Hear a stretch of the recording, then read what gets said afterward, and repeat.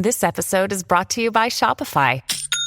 Forget the frustration of picking commerce platforms when you switch your business to Shopify, the global commerce platform that supercharges your selling wherever you sell. With Shopify, you'll harness the same intuitive features, trusted apps, and powerful analytics used by the world's leading brands. Sign up today for your $1 per month trial period at shopify.com/tech, all lowercase. That's shopify.com/tech.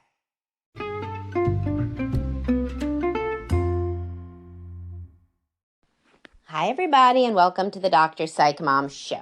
Today, we're going to talk about something that I have long noticed, which is that in the media, women who want no touch and no connection, physically especially, are extolled, and that is like the new normal, and how that, I'm going to discuss how that impacts marriages and individuals, not for the better, in many cases. And before we get to the nuts and bolts of that, please do subscribe. My most recent subscriber episode was somebody on my Facebook, not just one person, many people tend to say this, but one person framed it as porn doesn't create masturbation.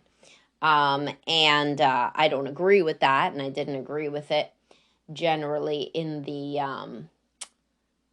when it was said, but I expand on that in the podcast. So what do I mean when I say that women wanting to be alone is now considered like a healthy ideal? So there's all these memes and videos and like all these things, and it's all about, like I saw just one yesterday, like I just want to be like left alone in the park and never touched again. Like I just want to sit in a park by myself and not be touched ever. And then like all these women were like, oh yeah, totally, you know, like Me Too was like retweeted and whatever, or it was not on Twitter because I don't really do Twitter, but wherever it was, people were like all into it. And I see this stuff like all the time, basically like, I just want to be left alone. I just want to be left alone. Now, remember, it used to be considered, it's hard to remember this, and I know my listeners aren't that young, so, no, as I'm not. So you remember, right? I mean, when that was totally different. I mean, like it's kind of like the biggest mindfuck ever, because it used to be like there were all sorts of movies and books and everything always about people who were lonely. Like that was the worst thing, was to be lonely. Like the spinster, that was like the worst, you know, a woman who didn't have love or didn't have a family, or a man who didn't have love or didn't have a family, you know? I mean, these people were sad. There were all sorts of movies about like lonely people who would just kind of hang out in the glimpse of like hanging, you know, like touching somebody or hanging out with somebody or having some, you know, a handshake with somebody. There was that book, Notes on a Scandal, where there's like this old lady, and like I read the book. There was a movie too, and she just wanted somebody to touch her. She was so lonely. You know, so then she gets obsessed with somebody because it's a book, et cetera, et cetera. But like this used to be the dominant narrative, is that it's bad for people to be alone and they get lonely. Now, does anybody want to guess, if this was a class, does anybody want to guess what changed? The internet, smartphones. No one ever has to be lonely ever. And the addictive dopamine rush, it's not just for porn, it's for social media, it's for just constant entertainment, right? Like planes, people used to talk to each other like if I remember this, like if you were sitting next to somebody on a plane, you had nothing to do for 3 hours, so then you would talk to the person. Barely anybody talks to the person now. Planes are so much quieter. Even the kids are quieter because they're plugged into their devices with the movies, you know? And it doesn't have to be the movie that you don't want to watch, that everybody's watching. It's whatever the hell you downloaded before. So it's your ideal curated experience. And so, of course, and then, of course, there's forums and there's dating apps and there's social media itself. Like you can be communicating with people without touching them. 1 million people all at once. Like what do I say all about porn, right? It's 1,000 women doing anything that you want. You know, doing anything that you want at all. And they are right at your fingertips. And of course, that is addictive to your brain. It's also addictive to your brain to be able to scroll past 1,000 of your friends, see what they're doing, and, write a little comment and then they write back. It's like socializing on steroids, except like, of course, it isn't. In many ways, you have no idea what those people are feeling. You don't see their faces. There's not, the same kind of connection, but the quantity, the sheer quantity of it means that you never actually have to feel completely lonely. There's always something to do in your phone. Or you could just watch endless TV. Remember, binge watching didn't used to be a thing? I think this is why rates of sex, of how frequently married people have sex, have dropped. And also, like, how much sex young people are having has dropped. There's always something that releases dopamine right at your fingertips. You never have to leave your house. And like the people that just stay in their rooms are like, 25, 28, 30, 35. They're still living at home. What are they doing in their room? They're not reading books all the time. There's only so many books you could read. They're on the internet, or they're gaming, or they're doing something on the internet, generally gaming, of some sort. So if you can plug yourself into constant entertainment, you never have to be lonely. So the woman that's sitting in the park, maybe she's going to sit there for like 10 minutes. But you know what she's going to do after she has that, 10 minutes looking at the trees? She's going to go on her phone. People eat out now. It used to be like a big deal to go out to dinner yourself. That's like not a big deal anymore because you're on your phone. So basically the point is that people can have connection with zero touch for basically the first time in human history to this extent. And so if you are touch averse because of bad things that happen to you, it doesn't have to be rape, it doesn't have to be sexual trauma, it doesn't have to be abuse, but you grew up in kind of a cold, touchless atmosphere. So then you're uncomfortable around it, but instead of powering through that discomfort because that's the way you would connect, for example, with your husband, one of the ways, you don't have to. You're in bed or you're on the couch or you're just in your house. And if you want to connect with a human being, you can connect with them through the phone. And then you never deal with your fear.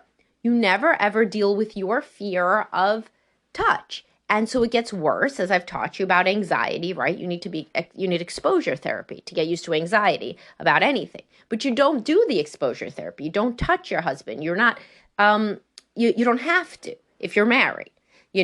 Sure, if you're dating, you kind of have to, but even young people who are dating are having less sex. Everybody's having less sex. You don't have to touch. You get sucked into your device and then you don't have to touch each other at all. It wasn't like that just with TV because TV isn't as interesting and it isn't as individually curated. People, it gets boring. You turn off the TV at some point. But you don't turn off your phone as easily because you can constantly get any sort of specific, experience that you want, whether it's porn, whether it's Netflix, whether it's Facebook, whether it's Instagram, whatever it is. So this idea, it used to be very, very different, as I said. Even if I have a podcast episode on how TV used to be different. So I was talking about kids shows like Dawson's Creek, like shows for teenagers, Dawson's Creek or My So-Called Life, various things I've rewatched with my children as they get older. And there's so much sex between the parents, the parents are having sex and that's like not part of the shows now. And I contrasted it with the Never Have I Ever, which is kind of a little bit of a My So-Called Life, but for now. And that woman, the mother, had like one kiss, The point being, adults used to have sex. In fact, if you go, it's a good podcast episode if you're interested in TV, because one of the characters, he was hitting on this MILF, which again, now that wouldn't be done. We would have to, have zoomed in on his birth certificate, making sure that he's exactly 18, because if he was 17 and a half and he had a crush on an older woman, it would be considered, terrible.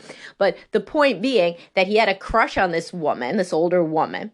And then he said to his friend, the teenage boy, she's a mom. Like moms have great sex lives or something like that, which is like literally opposite of today. I mean, it's as though he rode out on a horse and buggy. That's how, anachronistic, it's just so different now. It was almost like it made me laugh out loud because of how different it was.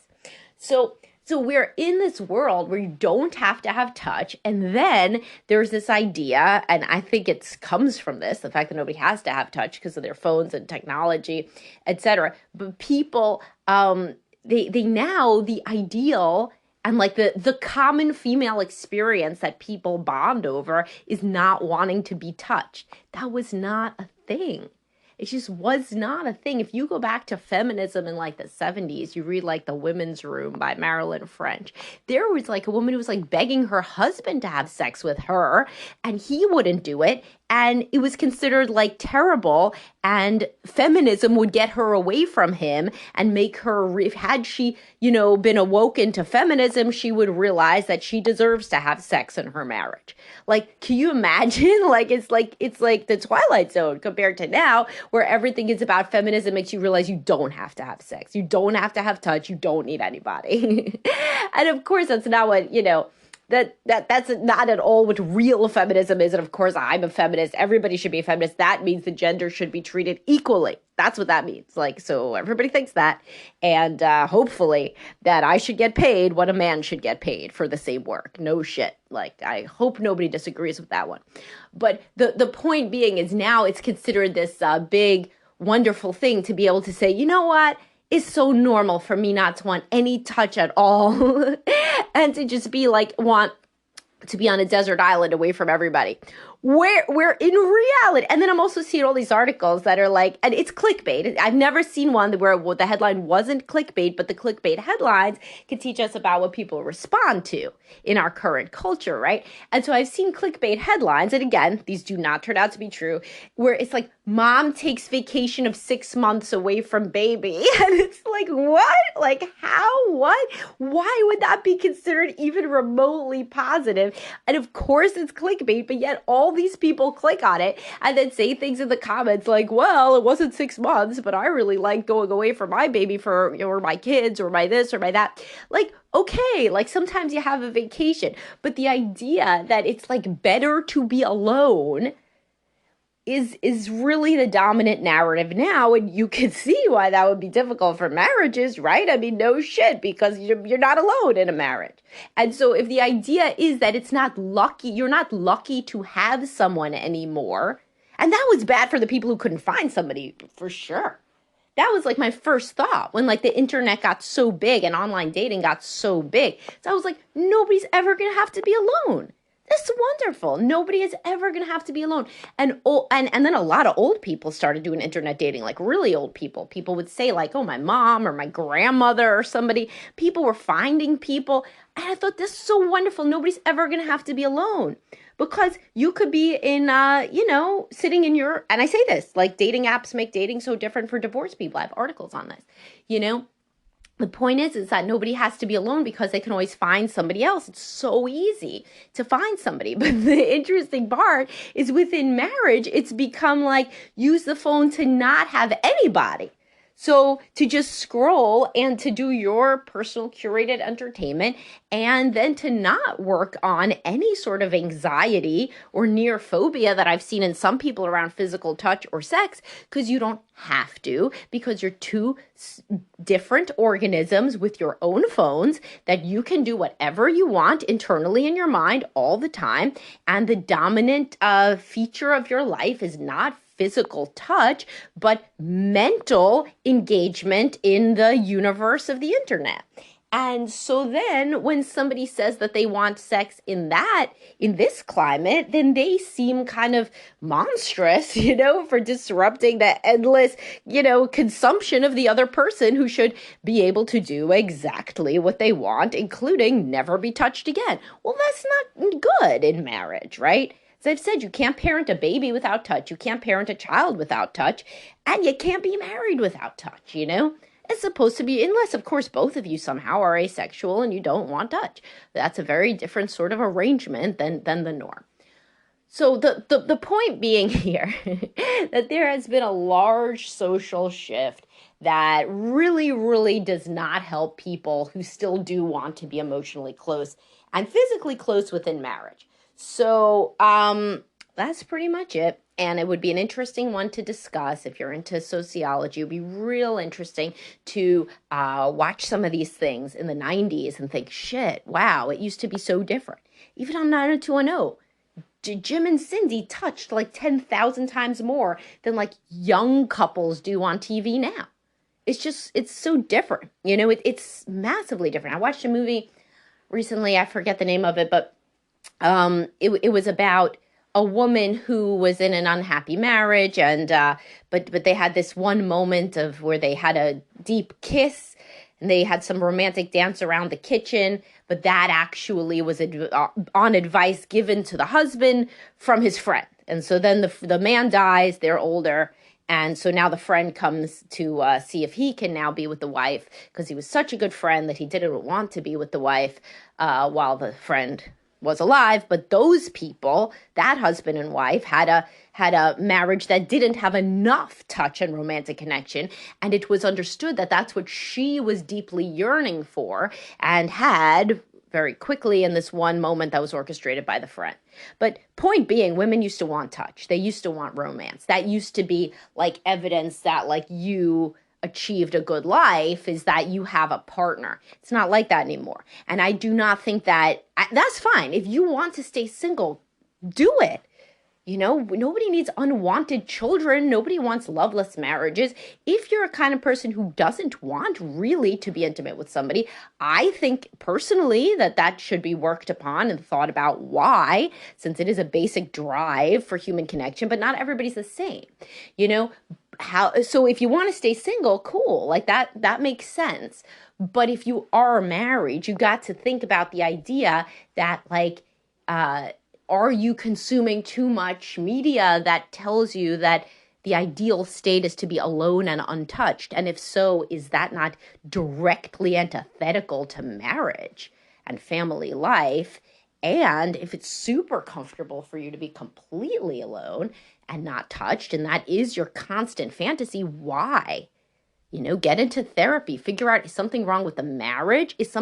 Did I learn things that were fucked up around intimacy and touch and closeness? Probably both things. And so that's something to explore, not something to just be like, oh yeah, haha, I didn't touch my husband in 2 years, haha. Like, that's not haha, you know, it's really not. All right, I hope you guys found this interesting, and I will talk to y'all soon. Please do subscribe. Bye-bye.